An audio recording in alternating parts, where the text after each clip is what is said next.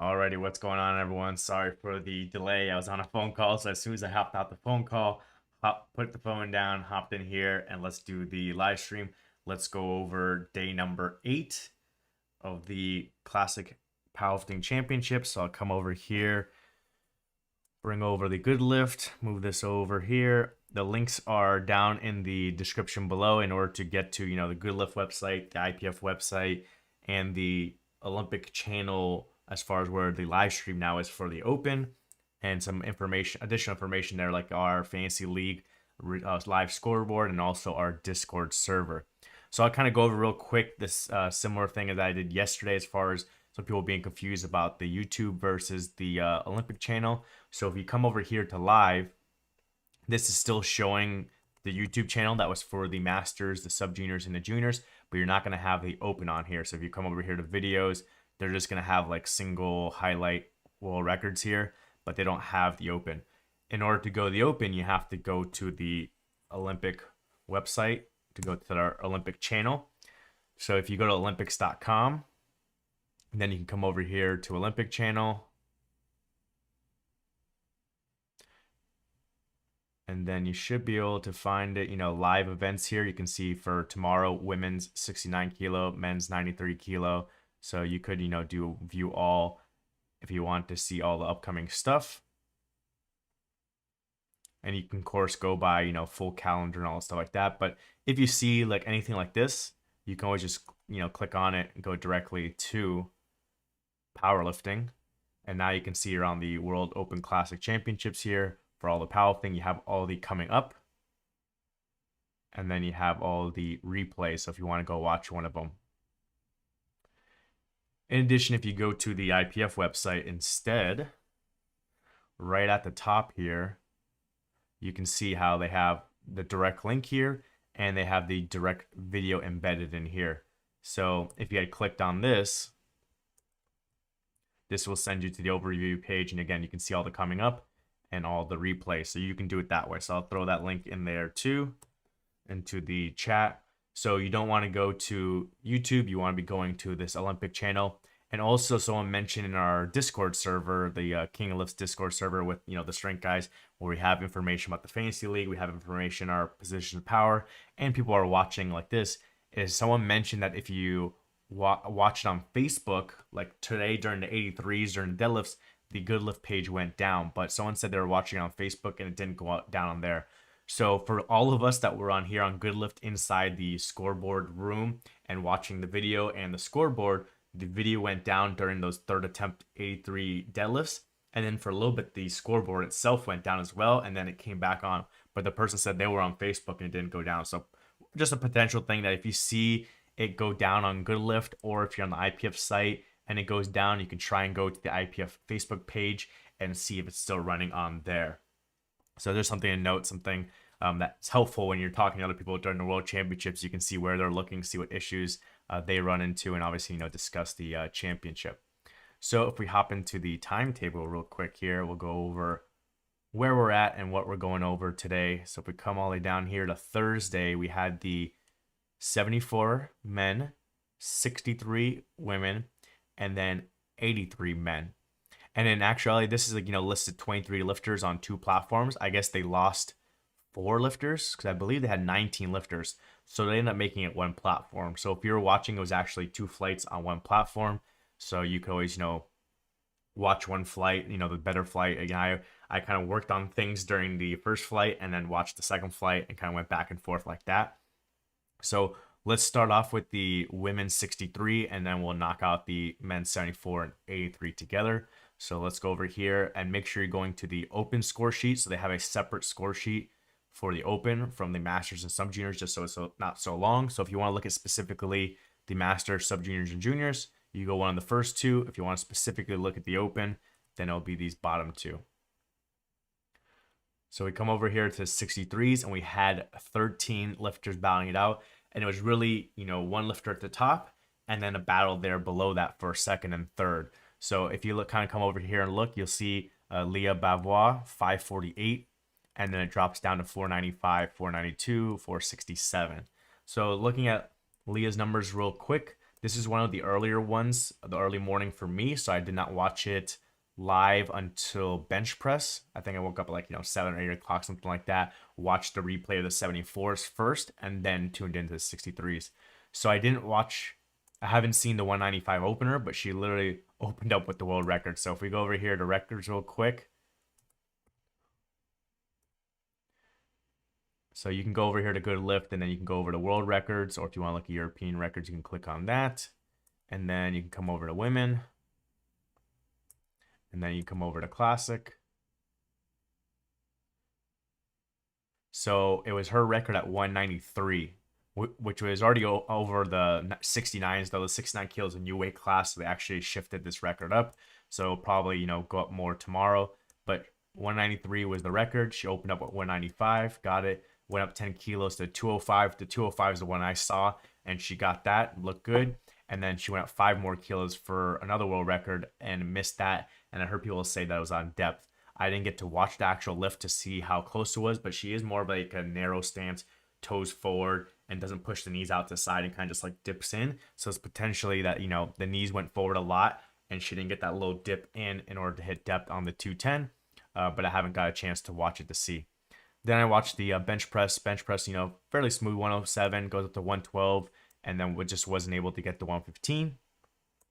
And then comes out and does 215 on the deadlift opener, jumps straight to 225 for the world record. So if we come over here and look at the 63 deadlift, the world record was 221.5. So she only needed 222 in order to chip it. She didn't want to chip it. She goes straight to 225, gets the world record there, and then bumps up another 5.5 to 230.5 and gets the world record there. And she also got the world record total, 548. So if we come back here, the world record total is 514. So she bumped up 34 kilos right there. And it's more than the 69s and the 76 kilo weight class world records. Again, these are new weight classes. They just started January 1st, so they shifted the world records up. So you can see the 76 kilo world record's actually at 71.92 because it was the 72 kilo world record. So we should see both of these broken tomorrow and go much higher. But for now, her 63 kilo world record is above the 69 and 76, and because she beat it by 34 kilos. So she actually broke it on the opener here because look, she only went up 15 kilos, 15.5. So she was around 535 on the opener. So she broke it on the opener, bumped on the second, bumped it on the third. Really great day for her. I know, missing the third squat, missing the third bench, you might be like, okay, went 7 for 9. You could have put more in total, but still, this is a massive total, massive PR, broke the world record by so much and has 120.07 IPF points, which is going to put her pretty high up in challenging Amanda, who obviously now knows the number and can, plan and prepare for it. But, Amanda's the only one that's been over 120. So now Leah's gone over 120, and Amanda's best is 122.5 from the local meet she did in Minnesota. So we'll see if Amanda can get, that 121, 122 again and be able to win best lifter, or Leah's going to get it. And then the battle really was between second and third here, Iris from Netherlands and Ivana from Slovakia. So Ivana opens up lighter. She did, from what we saw, a pretty big cut. So if you kind of go over here real quick and we look her up. So what I was looking at, some other people were looking at here, is this right here, this meet that she did, 5 to 6 weeks ago, maybe, the European Championships here, and she weighed in 69.7. So at that point, from 69.7, she cut all the way down to 62.9. So almost 7 kilos. That's a big cut. So that's what some people were concerned about. She ended up making weight, but as you'll see, she missed a lot of attempts. So she opens up 165, goes up 7.5. Iris opens up 177, goes up 7.5. Then Ivana gets 172, goes up 5 and misses, whereas Iris makes the 195, goes up 5 and makes the 190. So now Iris is gaining some ground on the lifts that she's good at. She's, team subtotal. So she's got, the big squat and the big bench press, but she can't quite keep up on the deadlift. So it's good that she makes all 3 squats, maximizes her potential, gets 12.5 kilos there, gets a silver medal.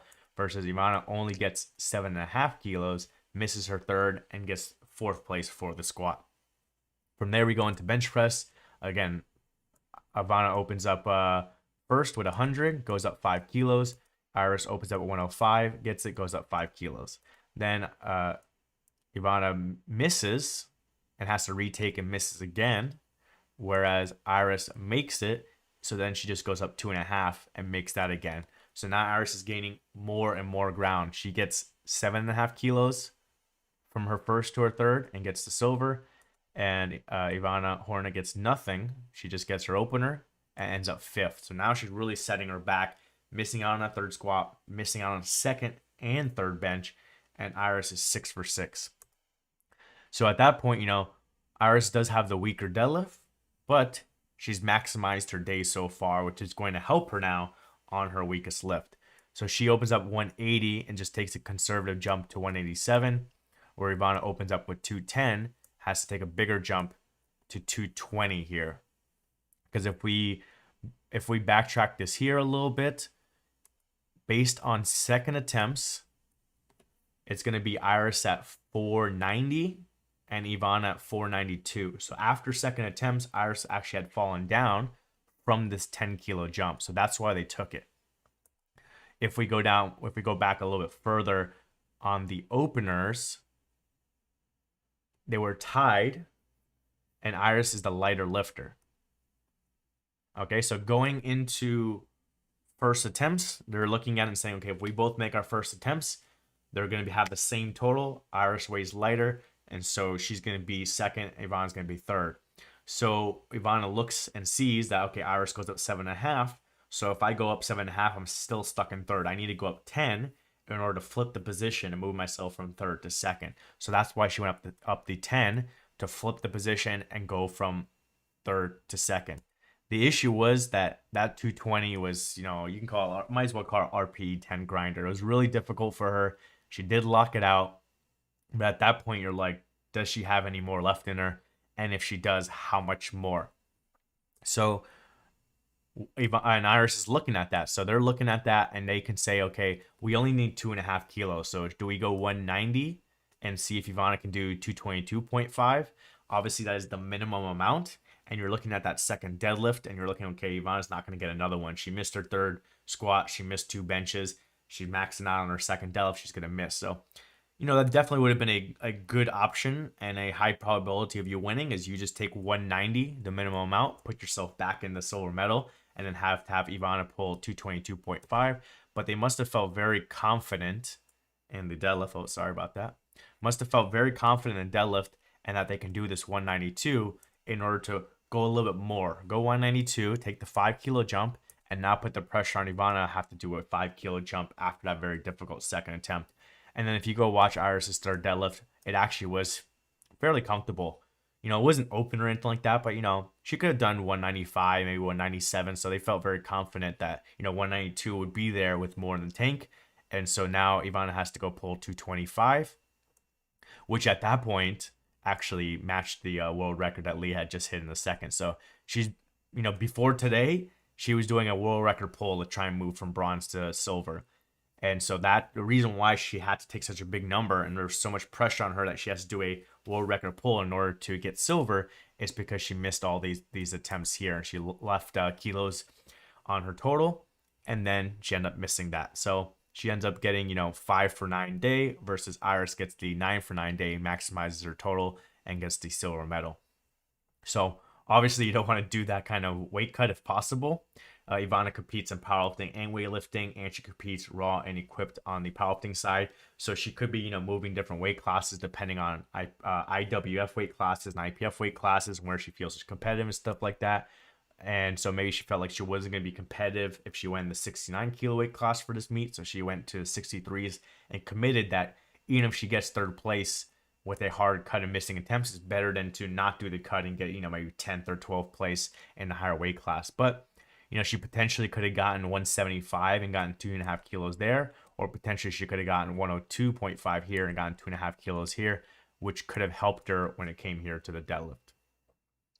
Other than that, there wasn't too much from the other lifters, anything like special to go over. If you saw anything special, drop it in the comments. But I see this lifter, Emma from Denmark, got the bronze on squat, 175 kilos, because Ivana missed the 177. So great that she got a medal there. We come over here. This lifter, Signe from Norway, she actually missed her opener. If I remember correctly, it was like she jumped the press command or something like that, but she was able to come back and get it, and then get 2.5 kilos more to get the gold on bench press, beating out Iris on bodyweight. So it's great that she was able to come away, get in the meet with coming back and getting the opener and getting a medal, and then end up with being the gold medal with that 112.5. And then also the medals here for deadlift were a little bit split up here. So Sabrina Moore gets bronze here with the 200 pull on her second attempt. So a lot of lifters here, trying to go for placing and trying to go for a deadlift medal, and they end up missing. This lifter, Sophia from Sweden, pulls and locks out the 202.5, and it just then slips out of her hand. She lost on grip, unfortunately. So she ends up in 5th on the deadlift. And then Sabrina tried to do a 205 at that point. I don't know if that was maybe a PR for her or something like that. She already had the bronze medal there locked up. She ended up not getting it, but she still got the bronze in the deadlift. So good day there for the 63s. You can see the points so far. France is doing very well with their 3 champs, and really far ahead of Great Britain in 30, Canada in 19. Though we got some more weight classes to go. And then the best lifter, you can see really Leah shot up to the top right now, dropping Joy and Maria 1 slot. And then we'll see how it goes as far as, Kimberly Wofford, Anna, Chandler, Jess, Amanda. So we'll see what happens with this final breakdown for the best lifters. So that covers the women's side. We'll go next to the men's side. We'll do the 74s and the 83s.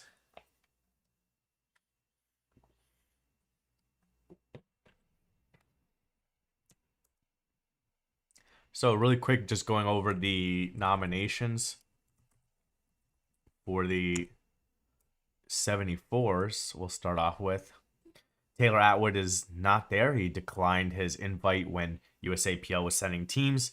And then obviously once, lifters switched from USAPL to USVI, he had no reason to switch because he wasn't going to go anyway. So new world champion here in the 74s, and also, very competitive because it's a very tight pack here. So you can see Paul here with 725, Yakov with 720, Alexander with 717, Dawid with 703, then a number of lifters at 690, 685, 682. So, very tight pack here. And it was really, anyone's game, especially Alexander Eriksson had a very old total. Yakov, I think, had done a little bit more than this in a recent meet. But again, it was a recent meet. So we go over here to the 74s.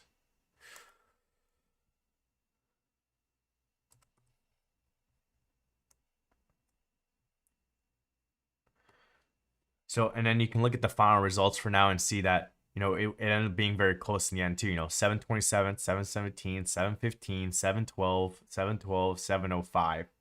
So really, it was like, the top 6 lifters were battling it out, and it was like anyone's game based on openers, and even towards the end for the Hail Marys on the deadlifts. So looking at these squats right here, you can see Alexander Eriksson had a rough start. He had some issues going in. I forget what the 240 was. If you remember, put in. I remember if it was 1 for depth and maybe 1 for yellow card, potentially the elbows. And so then they went up to 5 kilos and they got the second no problem. Then they take the bigger jump. They go up 10 kilos to 255. And I think that was all yellow cards on that one. So again, I think it was the elbows. That one, to me, if I remember correctly, the video, of all the ones that I've seen they called for elbows supporting, that one seemed like the most obvious, or the most looking to aid him, because it seemed like it kind of hit the quad, and then he kind of went down to depth, and then he was really driving his elbow into the quad, and kind of maybe helping him be more upright, versus other people it kind of just brushes by, or it kind of just people drive their elbows forward, and as they're driving the elbows forward, it maybe brushes by. So some of the ones I didn't agree with, but that one, it seemed like of the ones I've seen that it was the most potentially aiding them, and it is a judgment call. So he ended up, having a rough start, only getting one squat. It was probably something between his first and second attempt, and he ended up getting, sixth in the squat. Then we have Paul here, who opens up with 247, looks good, but takes a big jump here to 260. The 260 looks difficult, and they agreed, so they went with 262, which I think ties his PR, and he ends up missing that, but he still comes away with the gold on a squat. And then Yakov opens up with 250, which seemed a little bit aggressive and looked difficult. They go up to 257, gets that, but that was pretty much their max, and as you can see, missed the 260, gets the silver. Joshua Wright, does a good job opening up with 230, going up 7 then 5, 3 for 3, filling up as much as he can on the squat. Same thing with these other lifters. Jakob, 3 for 3, going up, 10 and then 5. Ricardo, 3 for 3, going 10 and then 5. And Jakob gets the bronze medal on body weight by 0.06 kilograms. So very small difference right there. So, overall, the top 3 guys, at least from the final placing, are the ones who missed attempts, especially Alexander. So they had rough starts, missing thirds, and Alexander missed the first. Whereas these guys that were trying to play catch up, at least, played it smart and made attempts and put as much as they could on their total. So you can see these two guys, went 15 kilos from first to third, which really helped them compared to Yakov only went up 7.5 from first to third. Then we move on to bench press. Now is where Alexander started changing it and really, getting on his game, and other people started missing. So he had the rough start, but had the good middle and finish, where some other people had a good start and then had a bad finish. So he opens up at 165, easy, no problem, goes to 175 and then 180. So he goes 3 for 3 on the bench press, gets the gold. This is his lift, and puts on 12.5. One interesting thing from the side view, again, we don't have the best view as far as the cameras to really see, but it seemed like from the side view that the 175, his butt may have came up, and the 180 looks like a little bit more like his butt may have came up, and so the referees didn't see. So if, in fact, his butt did come completely off the bench on the second and or the third, and the referees didn't see it, well, the referees missed it. He got away with it. Oftentimes lifters or coaches or people who don't even compete always want to make point out or highlight, when a referee makes a bad call that hurts the lifter, but they never want to point out a bad call that helps the lifter. So in this case, if it was a bad call that helped this lifter, it helped him out. And if you were one of the other competitor coaches and you saw it on the live stream, you could have gone to a jury and protested if you wanted to. Maybe someone did, and the jury thought it was down, but at least from the camera angle that they were using for the live stream, it did look like that came up. Then for Paul, he misses his third, but at least it was only 2.5 he missed out on. But then it really hurt him here on bench, opening up with 147, going up only 5 because it was difficult, and missing the 152 and 152. So he was nominated at 155 and 262. So now he's missed the 262.5, and then now he's also missed the 152.5, and he's left with only 147. So now he's losing kilos from what his nominated total is, missing out on 3 attempts. So that really hurt him. And yeah, bench press is not his lift, but you still want to try and put on as much as you can, take what's there that day. And for whatever reason, it just wasn't there as far as getting close to his nominated number of 155. For Yakov, he again likes to open up heavy, but at least this time, attempts worked out better for him, where he went up 5 and then 2, gets all 3, puts on 7.5 kilos on his total from first to third, and gets the silver medal. Joshua, I don't remember why he missed the opener, but looks like he came back and got it, and then missed the third and gets the bronze medal. So now he's missing attempts too. Like I said, Alexander started, making attempts, and these other guys started screwing up. So Paul misses 2, Josh misses 2, Jakob playing it smart makes all 3, puts 12.5 kilos on his total, and then Ricardo misses 1. So he gets 10 kilos, misses that third attempt. So we got a lot of misses here in the bench press for everyone other than Alexander and Jakob. Then we go to deadlift, and man, this is a tight pack, not only on the totals, but if you just look at the deadlifts, 275, 290, 280, 285, 285, and a bunch of 265. So even if on the opener, maybe you pulled after someone and you got to see them put an attempt in, maybe, you know, you had to put in less based on your speed and everything like that. And so then you order may have changed. Now you might be before someone, and the time between your attempts may have changed. You may have gone from like, you know, a regular 14 minutes if you were in the same spot to maybe now you're at 12 or 11 minutes because, you know, 3 people may have jumped you or something like that. So a lot of changes going on here. For example, Yakov, he just loses his balance forward. Like as he's coming up and he locks it out, it looks like he just loses the balance. It goes forward, and then he was trying to like hold it back, and he just kind of like tipped over and fell over before he got the down command. So now he's behind, and you know he's got to retake it. Versus everyone else is going up. So Alexander, you know, makes it 275, takes a nice big jump to 292. So 17.5 kilo jump right there. And then Paul makes his 290, looked easy.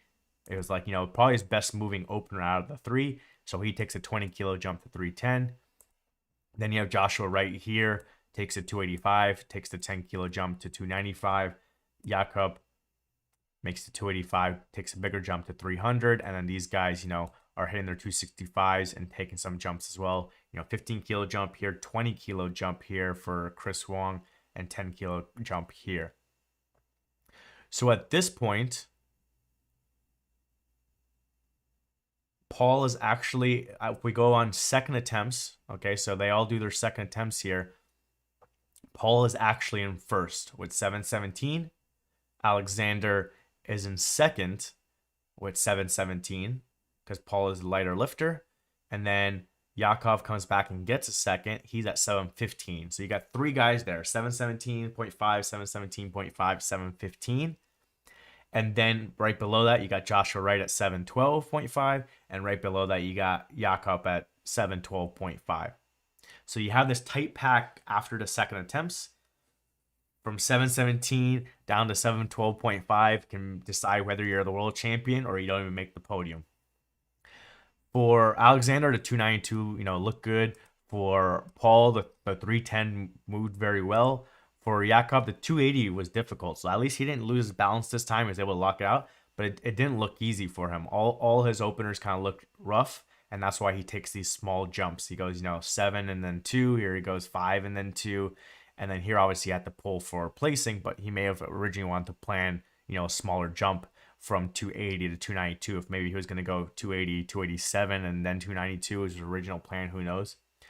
And then, you know, these guys, their seconds look fine as well, but now they have to pull big for the placing. So now we start going in the placing. It's going to be a little bit hard to go through all this, and I don't remember what exactly the changes were, but the first one was Yakov here because he has the lower deadlift. He already missed his opener, and he's sitting in third place going into the third attempts. So he figures, okay, let me put some pressure on these guys and let me try and pull up into where some of the other guys have their potentially third attempt in and put pressure on them to make it. So they decided to take a 12.5 kilo jump, which would have put him into first place. And it would have put him into first place based off of what Alexander had in for his third and what Paul had in for his third. So he was trying to, you know, not only just bump over what their second attempts were, but bump over what their potential third attempts were. So he ended up missing. And so he's out of it. You know, he missed out on a squat. He missed out on 2 deadlifts. He opened up kind of heavy, maybe gassed himself out. And so I don't know if I don't remember that lift, Mike. So Mike Gold is saying, do you think Yakov's third should have counted? I don't remember exactly what it was as far as like how it looked. So I'm trying to think about it right now. I don't remember exactly how it looked, but I figure, you know, if I can't remember it, then I must have agreed with the referees and figured that it was indeed a bad lift.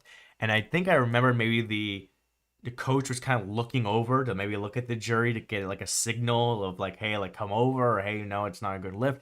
I don't know if you end up going over there or not, but as a coach, you should go over there and protest it. So maybe they did and it didn't get overturned, or maybe they didn't even bother doing it. But I don't remember exactly the details. If you want to comment, Mike, what it was, if it was downward motion or lockout, whatever. And then from there, we go to these 295. So first Dawid does 295. At that point, he's out, so he's just kind of like pulling for placing there, trying to get like a medal.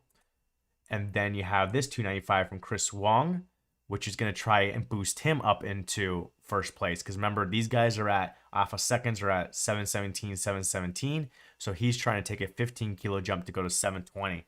So Chris Wong wasn't even trying to, okay, let me try and position myself for silver for now, or let me try and position myself for bronze at the highest for now. He's like, let me try and pull for gold. And then if a couple guys end up pulling more and dropping me down, maybe I'll fall into silver or bronze. If they miss, then I'll be, the world champion. So he tried to go for it. Sorry, I'm looking at the wrong lifter. Sorry. Ricardo. It's hard for me to see over here. Ricardo tried to go for it all from Italy. Sorry, it was Chris Wong that took the 295 to try and get the bronze on deadlift. So Ricardo tries to pull for 720 and pull for the win, and he ends up missing. So now all these guys are out, and now we get to 305 here. So then that is Joshua Wright over here. So he's trying to now pull for first place. So this is one we're looking at, Joshua Wright here from Germany. So he's trying to go for 722.5. So he's also trying to not only just try and do 720 and be ahead of the guys, or go 717 and beat a couple of them on body weight and then see what happens. He's like, let me go 722.5 and then see what those guys can do. They're going to have to put another 5 kilos on. They're going to have to put another 7.5 kilos on. And he ends up missing. So now we're down to these two guys. I want to focus on these two for the final. So remember, these two guys are at 717.5 and Paul's ahead on body weight. So the minimum amount Alexander Eriksson needs is 295. So he could have done 295, gotten to a 720 total, been in first place and said, hey, you guys go out there and make your third deadlift. Let's see if you can beat me. But maybe he was worried that if he did only put in 295 and got the 720, that these guys are going to be able, based on how their seconds are going to move, they're going to be able to get, another 2.5 kilos or another 5 kilos for Yakov. So he was concerned possibly that, 295 is not going to be enough. The minimum amount with this many lifters that can take a shot at it is not going to be enough. And maybe he felt strong with his 292. So at that point, it's okay, what do you go with? Do you go with 297? Do you go with 300? Do you go with 302? How much pressure do you want to put on? So they must have felt confident with that 302. And so that gets a chance for him to see some of the lifts. So he saw the Yakov miss.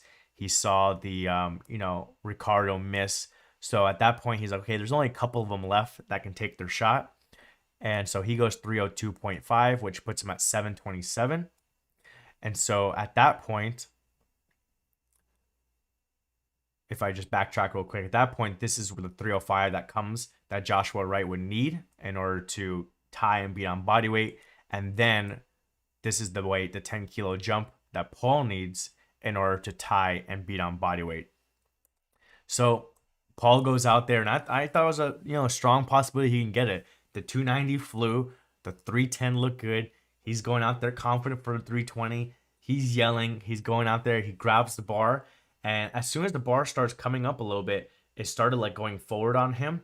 And then I guess, as soon as he started applying pressure and trying to pull and break the bar off the ground and going forward a little bit, he must have started passing out at that point. Because at that point, he kind of just, falls forward, puts the bar down, and then kind of just falls in front of the bar on the platform and just falls over on the side. So I guess he passed out at that point. So unlatch his belt, and the spotters and referees come and check on him and stuff like that. And they end up panning away on the camera, so we didn't get to see it, but they did say that he got up, he was fine, he was waving to the crowd, and he went off. So it was just he passed out. So it's interesting of whether he could have gotten that if he didn't pass out, if it's something that normally happens to him where he passes out on the heavy weights, he just takes in too much pressure and there's no blood going to his head or something like that. And who knows when he passed out, if the reason why the bar was drifting forward because he was already passing out, or he was going to miss it anyways and then he passed out kind of afterwards and that. But that's tough. You miss one squat, you miss 2 benches, but you're still there at the very end in order to pull for the win, and then you just pass out and can't execute it. So tough for him, but it's hard. You have to be really strong and have some really big numbers in order to win on a 5 for 9 day. So that's tough for him. And for these other guys, over here, like 6 for 9 day for Yakov, that's going to be tough to win. 6 for 9 day for Joshua Wright, that's going to be tough to win. Versus Alexander, he had the rough start, and the rough start was more of a technical thing. Like I said, with that 255 was like the elbows. So it wasn't necessarily that he was overreaching of what his potential is and like missing lifts and like losing his motivation necessarily from not the strength not being there and potentially, like gassing himself out on squats that can hurt him on deadlift. It was more of a minor technical thing, and he was able to execute the rest of the way and put pressure on those other lifters to try and make, and they end up missing. And like this Paul total at the end at 717.5 is below his nominated total. So he couldn't get back to his nominated total. Maybe he could have gotten it, if he didn't have to delve the 320. But again, if you're going below your nominated total and you're missing attempts, and then you have to put it all on the line at the very end to try and, pull big, that can be tough. So he ended up getting the gold in the squat and the gold in the deadlift, but ending up in silver overall. For the other ones, you can see Yakov here got the silver, and Yakup from Turkey got the bronze. Here, Alexander got the gold on bench, and then Yakov got the silver, and Joshua got the bronze. And then here, Paul ends up getting the gold in deadlift, Alexander gets the silver, and then down here, Yakov gets the bronze. So it's interesting to see that, like for Yakov Ironin, he gets the silver on squat, silver on bench, and ends up bronze because of his deadlift. And then for Paul, he gets the gold on squat, the gold on deadlift, but ends up in silver because of his bench press. So they're gonna have to maybe work on that, bring those lifts up a little bit, make some more attempts, and then they'll be able to apply some more pressure on the competition. So Mike says, I think it must have been called for downward motion. He definitely locked it out. Yakov thought he got it. So I think I remember that one. It seemed like, again, it was like a little bit of a balance issue. And I wonder how fast I can pull it up. Since we're hanging out here, let's see how fast, and we only got one more weight class to go. Or maybe I'll just click the link in my chat and see how fast we can pull this bad boy up and watch it again. But I think I remember now you mentioned some more of that.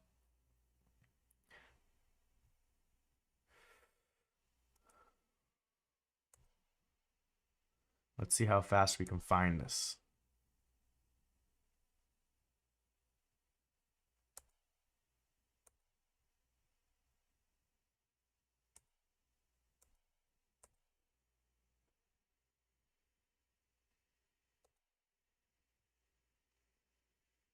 So that looks like it's 300. So we got to go back a little bit if this is thirds. I think that one was oh, we're on thirds, yeah. So we got to go back a little bit to, oh, now we're on thirds, 250. So let's go to find 292. 236. Mike coming in big.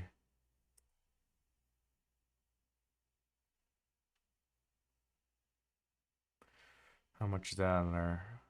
280. Maybe he'll be next. Here we go. Let's watch it together.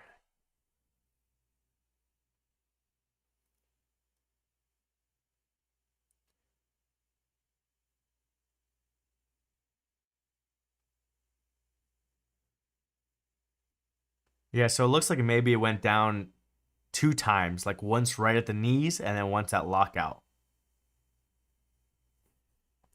So it kind of went down right there, and then it went down right there.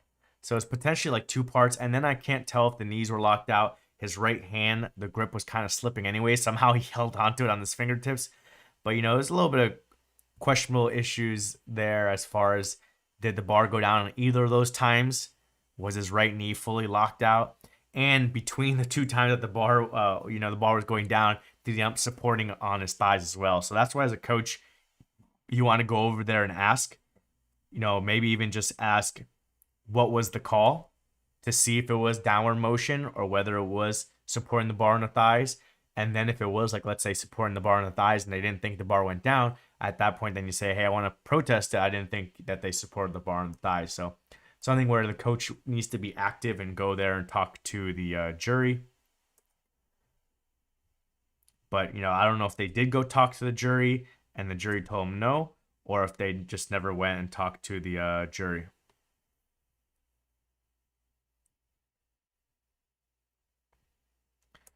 And then stronger than Paul over here. Paul Bellinger saying, plus 33 kilos on bench for Alexander. Let's see what he was nominated at. 177.5. Oh, I think he just meant the difference. Yeah, I mean, it's like, what are you good at? Like, obviously Paul is really good at deadlift. He's got the really long arms, which at that point then makes it difficult for him for bench press with those really long arms. Whereas Alexander seems to be a little more all around, where he's got the wide grip and the big arch and everything like that for the bench press, and then he also takes advantage of the sumo for the deadlift.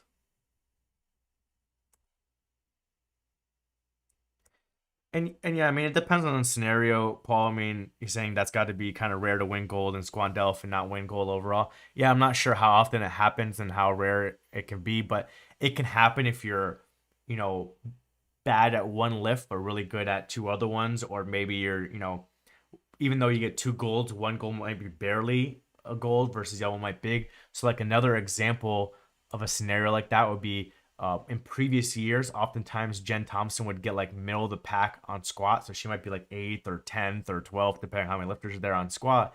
Then she'd get the gold medal on bench press by a lot.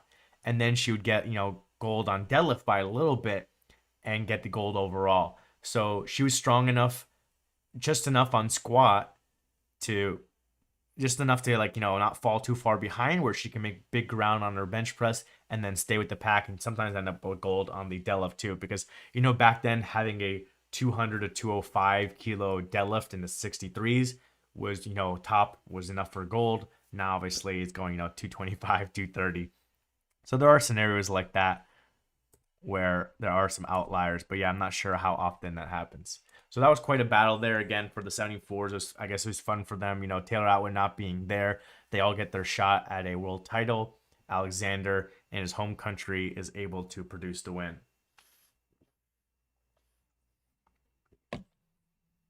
And these guys are pretty young. So Alexander's 94, Paul's 97, Jakob 1994, Ricardo 1997. So these guys are young. They'll be back a few more years.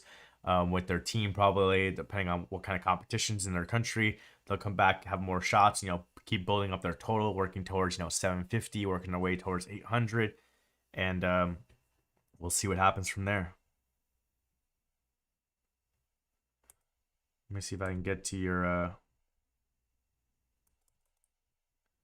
trying to get down to your other comment, Mike, in my chat. There we go. So Mike's saying Michael C. broke the national record on squat and bench at NAS 2 years ago, and even if he didn't get hurt, would have lost. Yeah, I mean, he was on a good run that meet, and then yeah, just the cramping and stuff like that, he ended up having to take the token deadlift. Who knows where his deadlift was that day, of how much he would have been able to push it to see where his total would be. But yeah, most likely you would project that he would still end up somewhere, second, and not have enough firepower for first. All right, let's move on to 83s, because that was some fun too. I want to spend some time on that one. So for 83s, you have a situation where Russ is just far and away above everyone. So you can see 841, then 778, 772.5, 770, 750, 747.5, 745, and it keeps going, 742. So this would have been another weight class. Whereas if Russ didn't show up, if he didn't switch or anything like that, it would have been an interesting battle between the rest of them for the world championship. But Russ ended up getting the switch from USAPL over to USVI.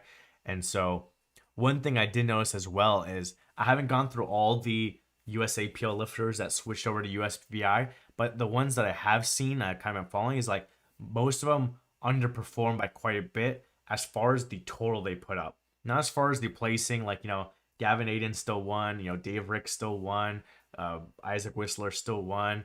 But as far as what their total was at Nationals and how their training was going, and then what their total was here at Worlds, it was quite a bit lower.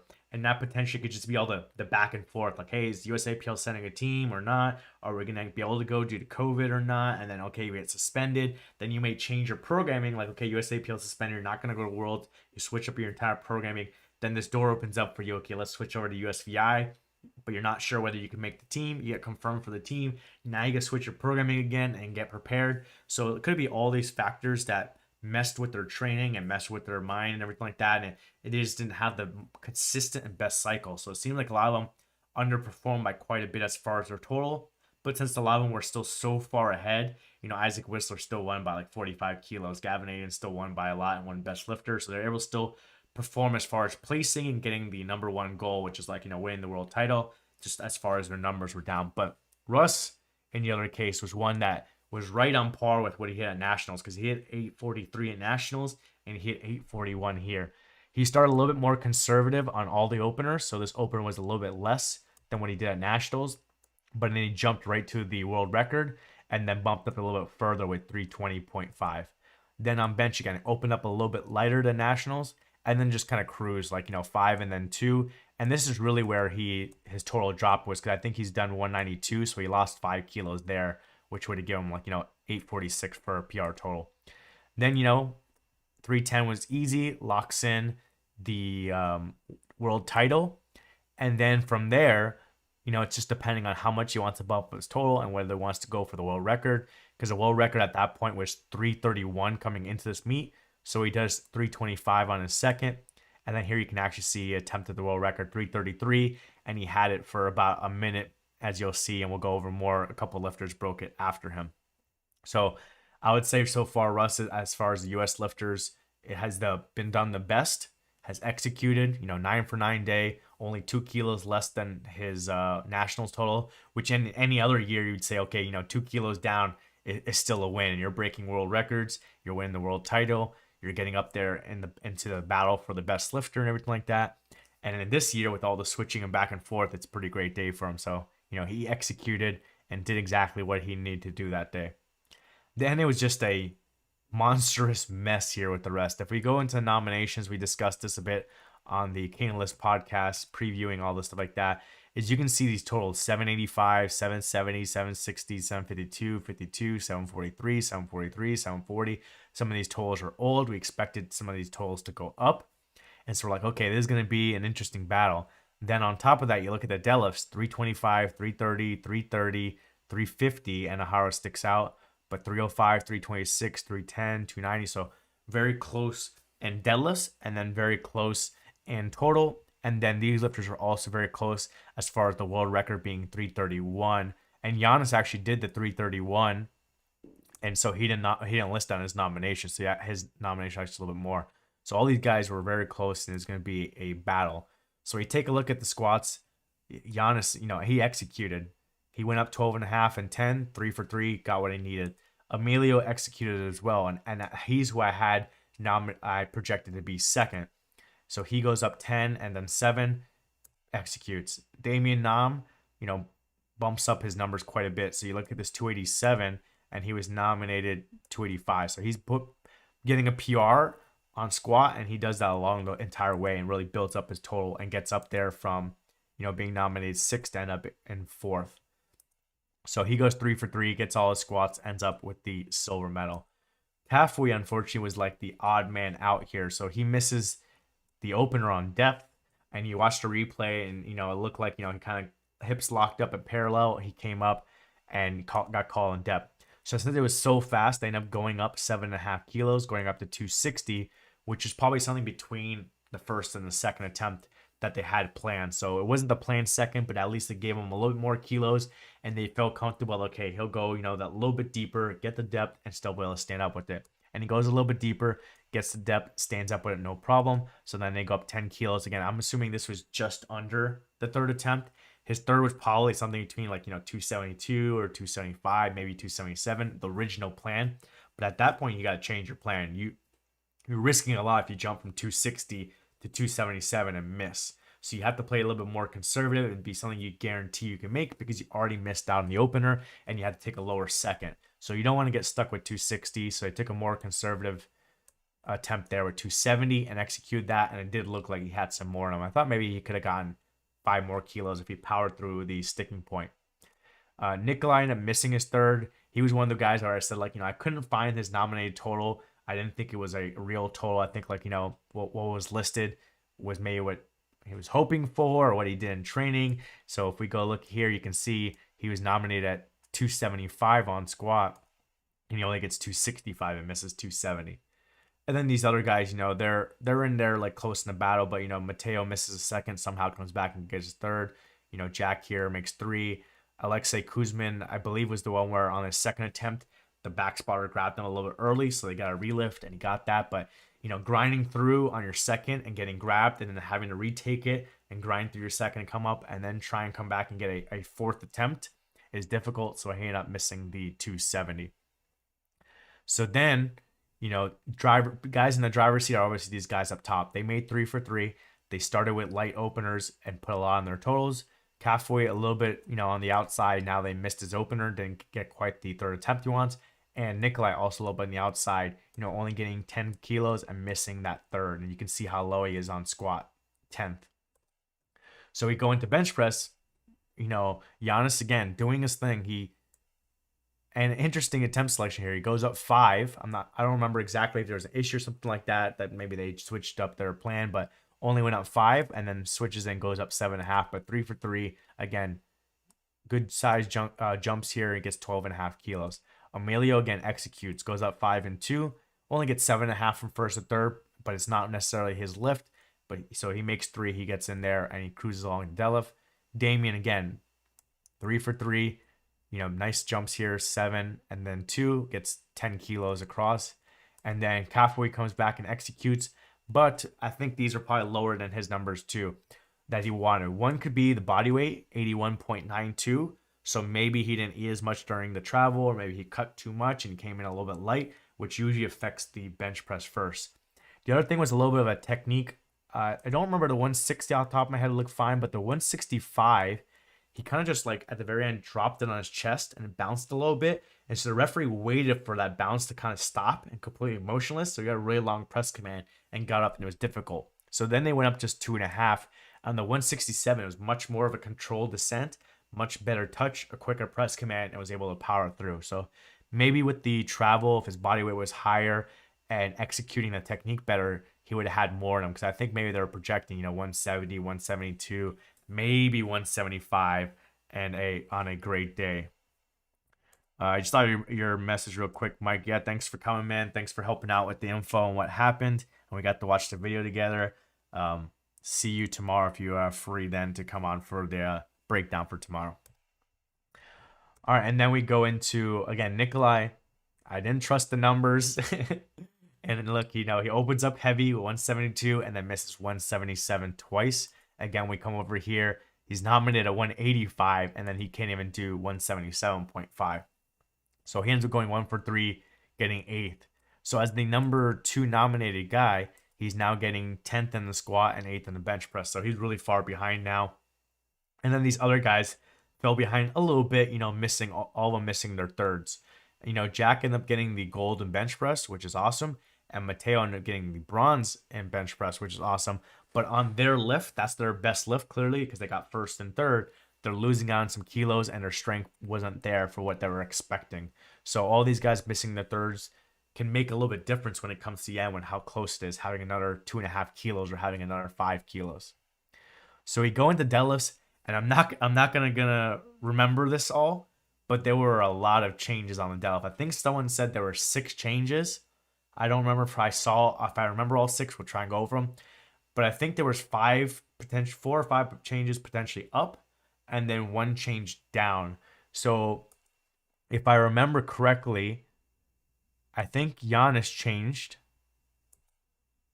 Emilio definitely changed because Jason from the Strength Guys was telling me, hey, is Emilio hurt, or was his numbers, his nominee number not real or anything like that? So I looked into it and I saw, the squat, he had hit a PR when Jason had asked me. I go, he's hit a squat PR. He's not injured. And I go look at his bench. I go, his bench looks normal.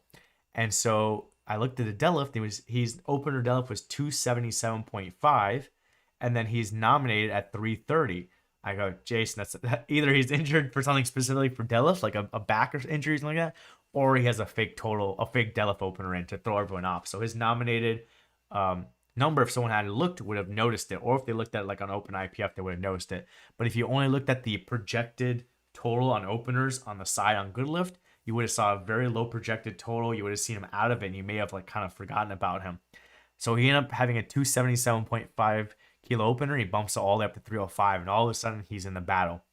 Damien is the one I believe that went down. If I remember correctly, he put in 290 and went down to 280, probably just to play it safe and try and get into that podium spot. Cafoe bumped it up. He was nominated, or his opener was 297.5 and bumped up to 312.5. And I believe that was because that would put him above Nikolai right here, who's beneath him, would have put him above him on opener. So he would have had 750. Nikolai would have had 747. And also he'd have the bigger opener, 310 to 312. So I don't know exactly what all the variables were in deciding it for Team Canada, but it seems like potentially one of the variables was being able to deadlift after Nikolai and have a bigger deadlift, have a bigger total than Nikolai on openers. But that's a big jump to change opener 15 kilos and get that close to what your PR is. Nikolai, I don't remember if he changed or he stayed with that. But then I think there were some couple other changes here as well. And same thing with Asain and Aharo. His original opener was 310. He bumped up to 312.5. So that was very interesting that, all these guys must have known that it was a battle for placing and a battle for the deadlift. So some of them put in fake deadlift openers in so that, you can't know what I'm doing or what I'm opening with, or you can't know what my projected total is unless you went and researched into it and kind of knew. So why it's important to do some research on a lifter, see what their nominating numbers are, see what they've done in a recent meet, see what kind of training numbers they have, all that stuff. So Giannis, 315 looked great. He goes up to 15 kilos to 330. Emilio obliterates 305. It looked like, warm-up weight. It looks like, if you or I were doing, 315 pounds or 405 pounds, like he moved 305, it goes nothing. He takes a 20 kilo jump. Damien Nam, 280, looked good. Takes a 17.5 kilo jump. Cafoe, fast off the ground, and then because he's so rounded over and his hips are a little bit tucked underneath him, the lockout always slows down a little bit. So it kind of like, stops on his legs, and he kind of has to unravel his spine and get his shoulders back. So it was fast up to lockout and then a little bit slow in getting the shoulders back. And then Nikolai misses 310. So, he's in a bad position now, missing the third squat, missing second and third bench, and now missing his opener. And then these other guys, make theirs. It looks good as well. And this guy from Britain, Christian, does 310 and puts in straight for the world record, 331.5. And then Anaharo, who had the biggest nominated with 350, does the 312 and immediately puts in the world record, 332.5. So now we're going into second attempts. Like I said, Giannis does the 330. It looks fine. And so now he's in a very good position where he's above all these other lifters.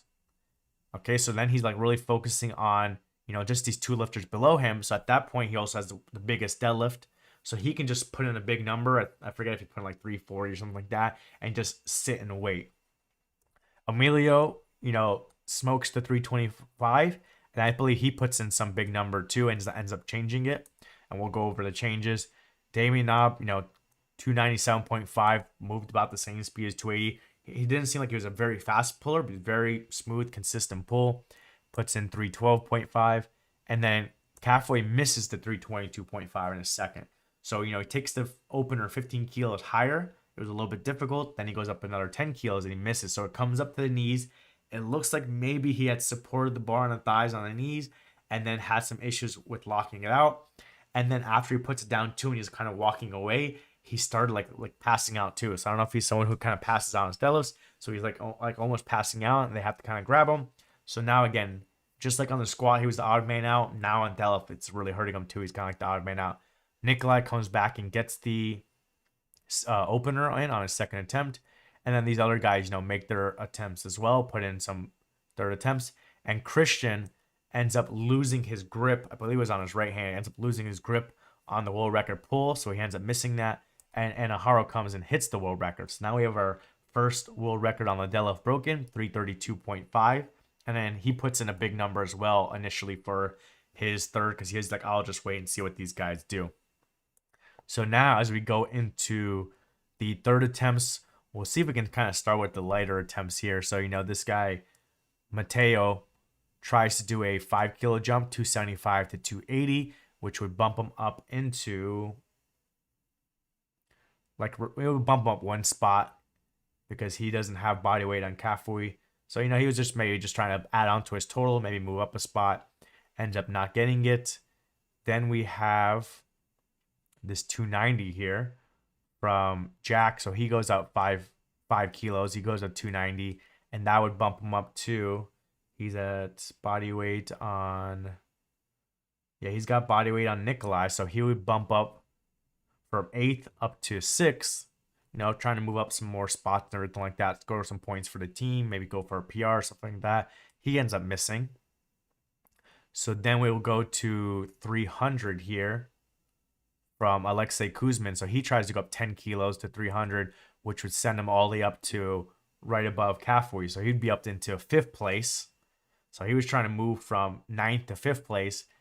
He ends up missing. So he's out of it. Then let's go to 305 here. So Johans from Norway, makes it 292, misses 302, tries to go to 305. That would have given him 745. So he was trying to go up to kind of over this range. He didn't have really body weight on him. So it looks like, he was just trying to, potentially pull for a slightly higher placing and see what these other guys would do below him. But they were kind of far behind below him, 20 kilo gap right there. So he ends up missing. So then we're going to go to 312.5 here. So Damien Nam, I believe, had a higher deadlift third attempt in, and he dropped down once I guess he saw, like, these other lifters are missing, and then he's trying to put pressure on these other lifters around him. He goes and drops down, I believe, to 312.5. So it's a 15 kilo jump. Okay, so he takes the 15 kilo jump to get to 770, which you can see right here. He doesn't have body weight on Kafui, and he doesn't have body weight on Nikolai. So he doesn't have that advantage of them, but obviously he has the bigger total, and those guys got to make some big pulls in order to gain the ground on him. So he gets that. Now Kafui goes up to 325. So I'm trying to look and see what he was trying to go for there. So that would have given him 762.5. So that wouldn't have caught up to these other guys because, that would have got him to 762.5. Damien's already got 770. And Emilio's already got 770. And Giannis already has, 772.5. So it wouldn't catch him up to anything as far as those guys. It would have bumped him up possibly into a medal at that point. And, bump up his total further. But he ends up, again, getting to his knees, having some issues, ramping it. I don't believe he locked that one out. I think that one he just kind of put down. And again, he's was passing out on the way out back to the coach's box. So now at this point, he's out of there. So then let's go to this 327. So this is the one where Emilio had a bigger number in. And I guess at that point, all these other guys had missed. And then the only one that passed him was Damien. So if we look at the body weight, Damien was at 82.46 and Emilio was at 82.86. So Emilio was the heavier lifter, and they were both at 770. So at that point, Damien was in 3rd place and Emilio was in 4th place. Emilio's 325 looked good, so it would have been interesting if Damien had missed, what Emilio would have done. I think he would have tried a much bigger pull, but how much bigger in order to put pressure on Giannis to have to do a big pull? So maybe he would have done 332.5 or maybe he would have done 335. But at that point, he's in fourth place and he figures, okay, it's not worth trying to go from fourth to second and end up in possibly in fourth. Let me just take third place back. Let me get on the podium, score points for the team, all that kind of stuff. So he just takes a 2.5 kilo jump, gets it, moves into the bronze medal, knocks Damien from Ireland into fourth place. Now we get to the world records over here. So let me see if I can keep track of these world records. So it was 332.5 on seconds, and Russ ends up dropping his down to 333. This is when our live stream, for anyone who was on Goodlift, gets knocked down. Some people, I guess, on Facebook said it was working. So the live stream goes down on us, but we were still seeing the scoreboard. So we saw the change down at 333. I guess there was maybe some few other changes going on. And so he ended up pulling and getting to 333. So now Russ has the world record. So there was 2 attempts in the first, and Enohara got it in the second attempts, and Enohara got in the second attempts. Now we have our attempt in the third attempt. Russ gets it.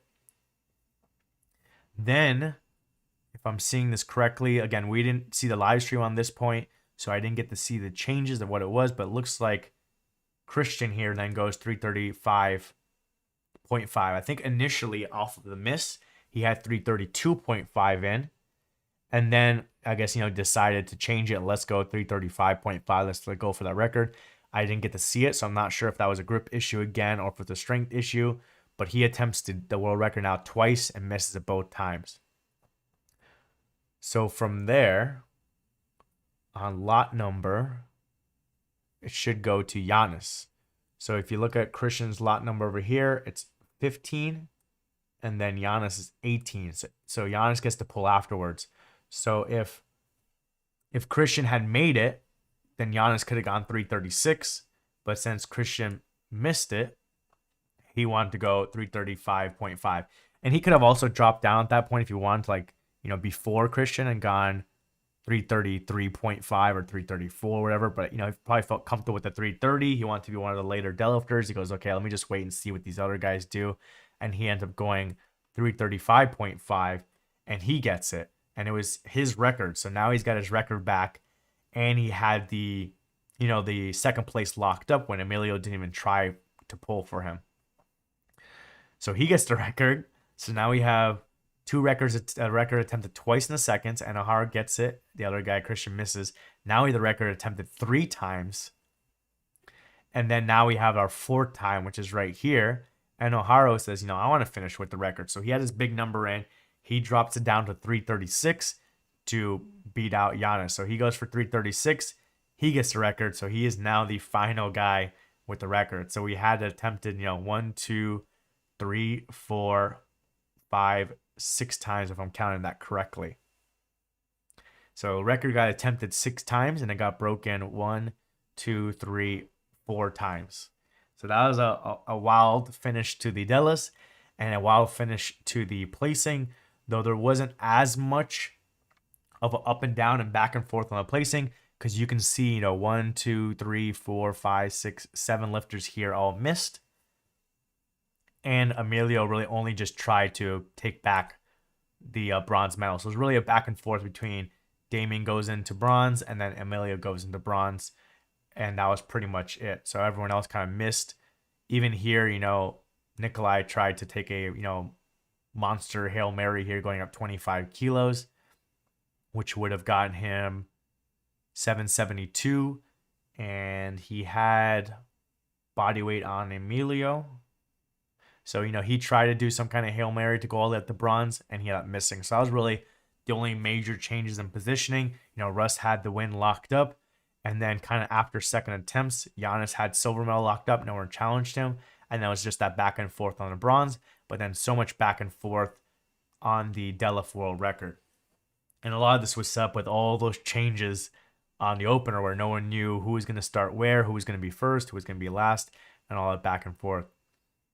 I'm not sure also what happened with Enohara here on squat and bench press. I don't know if he was conserving himself or his numbers were down, because it seemed like it was low. So, you can see 262.5 and 140. And then here you can see 240 and 125.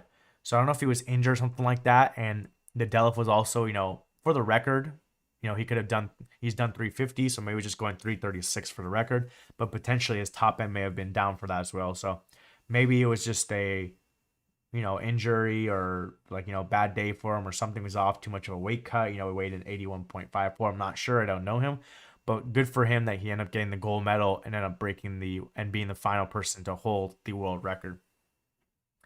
And then ends up being, Giannis gets the silver medal for the deadlift and held the world record for 1 minute. And Russ gets the bronze medal in the deadlift and held the world record for 1 minute. So imagine you break the world record on the day and you only get bronze medal on the deadlift. And then you can see also, again, the overall. Giannis is 778. Emilio 772 because he was only just defending against Damian, who got 770. Then a big drop off here to Cathway at 750 just because it was a bad day for him, missing the squat on opener, the bench having to go a little bit lighter, and then, missing out on 2 deadlifts, which is his lift and where he could have put really a lot of kilos on his total. So if he had gone, the 322.5, he would have been at 760. And then at that point, maybe he would have taken a shot, especially if he had gotten like, maybe 5 kilos more here, 2 kilos more here. It would have really gotten closer and closer to take a shot at that podium or even 4th place and move himself up one more. But kind of just like the odd man out from the main group due to all those issues. And then below that, everyone else missed, so they couldn't even pass him. So, Nikolai at 747, Mateo at 745, Jack at 742, Alexei at 742. So that was quite an interesting battle there. And again, it's very interesting. If you're a coach or something like that, you want to go look into it, you can pull up something like Lifting Cast and go put in like the opener deadlifts and then follow through one by one and mark whether it was good lift or bad lift and put their next attempts in and see how the placing changes and see how you play this, because this would be very difficult to try and play this back and forth. You might even, like, if you're in the warm-up room and you're trying to be at the scoreboard and everyone else is hovered around the scoreboard, it's hard to see and it's hard to try and talk with your lifter with everything, with all the other coaches there. You may want to go over to the scoreboard and write everything down, write each lifter's body weight, who weighs more than you, who weighs less than you, and then write down what their current total was and then what their projected total was, what their third attempt deadlift was, whichever way you want to do it. Write those numbers down and then come over to the side somewhere and start looking at, okay, what happens if this person makes it? What happens if all these people miss? What happens if every single lifter makes it? Who has body weight? Who has lot number? And you have to play out those scenarios and know what your goal is going in. For like Emilio, potentially his goal was, I'm going to make the podium.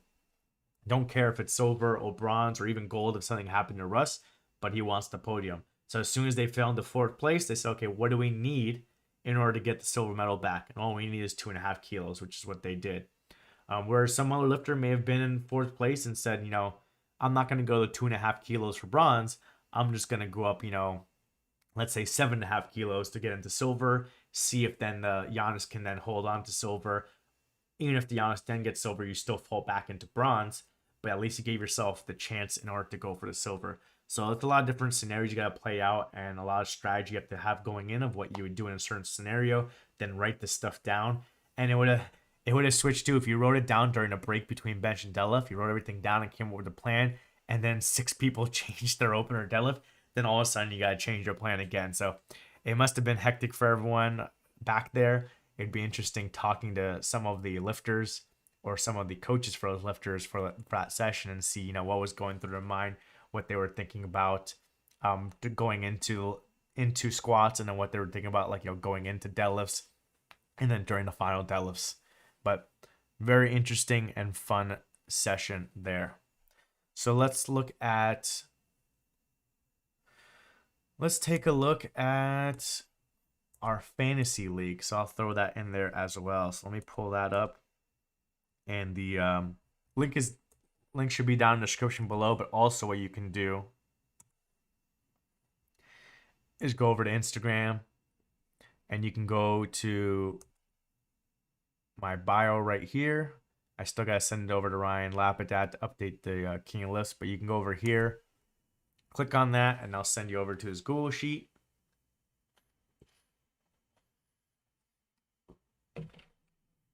And if you entered into our competition, you can go see the current rankings based on the current winners. So I have all the winners put in here. for after day 2, and then you can go see where you are on the list and how close you are to catching up to people, what they put in for their champions versus you. So I don't know, I didn't go look at like emails or look at specifics of who these people are, but you can see Irene here has been sitting in first for quite some time. Some other people I know, Rory Lynch over here with 72 points, SSPT, which I'm guessing is Matt Gary, with 71 points. You got Wild Bill here with 66 points. You have Six Pack Lapidat here with 65 points. And then you got me here with 64 points. So, we still got a lot of lifting to go. We got 3 more days to go. It should be interesting with the 69 kilo class where, possibly 3 different lifters that can win that. And some of the other classes too, like the 84 plus could be interesting. And we'll see if that really shakes up these rankings. But you can go and check that out. In addition, like I said, if you want to check out our Discord server and talk while these sessions are going on and hang out or talk about any questions when it comes to programming or attempt selection and form checks, ask about the position power programs like that. And that's also in my bio and in the King of Lifts bio. So you can click on that and you'll get a little invite to the Discord server. You can accept the invite, create your own account, everything like that, and you can chat with us. We got 75 members in there right now. 11 of them are currently online. Looks like I got a question in here. So Mike is saying it would be cool to see you go through lifting cast like that and play out some scenarios, maybe not on the specific flight. Yeah, that'd be cool. I believe, I mean, I don't remember all the YouTube videos I've done over the past year or two, but I believe I've done 1 or 2 of those. So if you go over again to my bio and go over to my YouTube channel, you can check out the videos I have there. And you can always do it by playlist if you want to see, stuff on budgets, stuff on specific lift tips, stuff on like equipment, stuff on like my free programs, just general tips, stuff on rules of performance. And in here, I believe I have stuff on attempt. We just search attempt. Let's see what comes. So I have this file that you can use to pick your attempts. I also have some beginner attempt selection strategy here. And I think in this one, I go over like how to warm up and what kind of jumps to make and that kind of stuff. And I think I have this advanced attempt selection strategies, I believe is where I go more in depth into some specific scenarios in lifting cast and actually like show, okay, based on, I'm going to throw this in the chat. I think I go on lifting cast and I basically show like a screen where it shows the totals and the forecasted totals, and also then showing, okay, what if this person did this attempt and what if this person did this attempt. And I believe it was based on a specific situation that I experienced. So this was over a year ago, so I don't remember, but I think I may have gone over more than one scenario. But I think one of the scenarios I went over, which I've discussed before as well, is if you're in the lead after second attempts of deadlift going into thirds. So if you're in the lead and someone's trying to catch you from behind going into thirds, and sometimes the person who's behind wants to be the final deadlifter. They're like, hey, let's just put up a big number. Let's wait and see what the person in first is doing, and then we'll pull to beat them. So I show in that video, I believe, the strategy where as the person who's already in the lead, you can, you have 2 changes to your deadlift. You can change your deadlift and bump them higher, and they'll bump up higher. Then you can bump up higher, and they can bump up higher. And so you can purposely force them higher and higher to an attempt they don't want to take. And then if you both miss, then you already win because you already have the win on the second place. So the pressure is then on them to change down to something to get into the lead and force you have to make it. So I go over different strategies like that. So you can check out that video. And this video here goes over how often lifters miss attempts based on a lifter, I believe in Switzerland, who took like 200,000 data points from open powerlifting and saw how often people miss attempts, whether it's first, second, third, squat, bench, deadlift, men, women, 200 Wilks, 300 Wilks, 400 Wilks. She broke it down, all that kind of stuff like that. So you can go see the percentage of how often people miss. And so you can go and like learn from those mistakes and build better attempt selection strategy. So you can go check out all these videos I have here on my channel. But yeah, maybe I'll look into a specific scenario here from Worlds. Once it's all done, I'll pick like, maybe 1 or 2 scenarios that seem interesting from all that. and say, okay, let's go and let's do a breakdown attempt by attempt, especially those deadlifts, and go over what I would have done if you're in the lead, what I would have done if you're behind, what I would have done if, like, you know, you had the biggest deadlift, what you would have done if you had the weakest deadlift, and go over those different scenarios and go do some more videos of that other than just what I have there. And then the last thing I believe I want to go over, just timetable for tomorrow. So here is what we're looking for tomorrow. It's Friday. It's October 1st coming. In the morning session, we have the 69 kilo class, which is going to be a nice little battle. And that lists 10 lifters, but let's see what it says on the nominations. Yeah, so 10 lifters. I believe someone from Georgia's already competed, so I'm assuming those 2 lifters will come. I think maybe someone from Mongolia has competed as well, so I'm guessing all 10 will be there. Maybe I'll like drop down to 9, but that should be an interesting battle with especially the top 3 or 4. Then we have the 93s in the middle session with 26 lifters. We'll see if they're all going to be there and if they'll stay 2 platforms. If they do, then you have the platform 1 link here, and you'll have the platform 2 link here. The platform 1 should be the higher nominated lifters, so you can go to that one. So we're already down to 24. We'll see if Bulgaria has arrived. I believe Carlos Peterson Griffin from Guyana is out, so he'll be out of there, so I'll drop 1. And the rest of them should be there. I don't know if Tajikistan is there, so maybe we'll be at, 23. Maybe we'll have a couple more dropouts, be down to 22 or so. So we'll see if they condense it down to 1 platform or they keep it 2. And then in the final session of that day, we have the women's 76, 17 lifters. So already down to 16. And looking at these, I would assume all these are going to come. So then we'll have 16. And maybe they'll break it up into 2 flights. But I saw for one of the other sessions, I think they had 15 or 16, and they broke the rule of 14 per flight and ended up just doing 1 flight. So maybe instead of doing 2 flights of 8, they'll just do 1 flight of 16. So everyone is kind of the same flight, battling it out, and also more time between attempts, but then a little bit of a rush between disciplines. So we'll see if they do that or not. But that covers tomorrow. So we'll be back again tomorrow to do this all over again. So I hope you guys had some fun. Hopefully you learned something. It's a little bit of a longer one, breaking everything down as far as the deadlifts and the tolls and all that kind of stuff like that. But that's about it. So I'll catch you guys tomorrow.